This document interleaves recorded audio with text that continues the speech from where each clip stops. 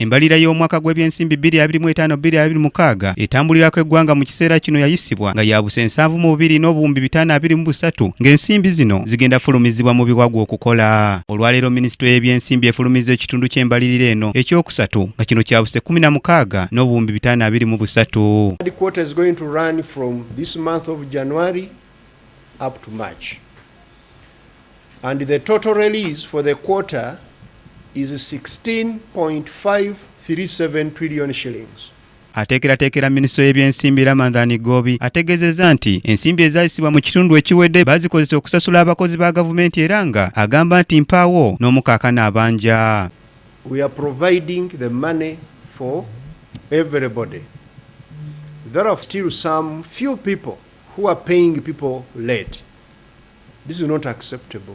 Ensimbi zino ezifulumiziddwa zigenze nnyo mu bitongole omuli akakiiko k'ebyokulonda, essiga eddamuzi, Minisitule y'ebyobugagga ebyensibo olw'amafuta agagenda okutandika okusimibwa mu bitundu by'e Bunyolo. Judicially, the judges are going to be busy rendering justice in the election time. Those they cheated me here, we have given them the money. Ministry of Energy and Mineral Development and Infrastructure, they have been given 468.48 billion. Minisitule ya Kampala eweereddwa obuwumbi 294 okukola ku projekiti ya Greater Kampala Metropolitan Area Urban Development eneetunuulidde okutumbula ebyentambula mu Kampala n'emiriraano.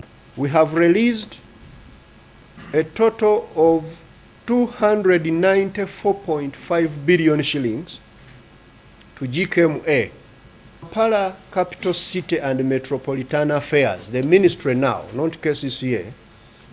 These ones are in charge of a very important program called Greater Kampala Metropolitan Area Urban Development. Mu ngeri y'emu ne Minisitule y'ebyenjigiriza efunye ku nsimbi eziwerera ddala olw'olusoma olw'omwaka olusooka olukubye koodi.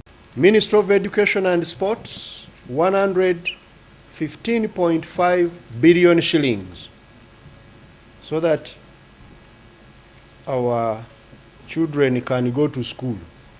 And then public universities, 107.453 billion shillings. As you are aware, the new semester is about to begin, I think next month, and also the new term. Sebugenyi Joseph ne John Maido bakusakidde eggule lino ku lwa KTV Amalindiri.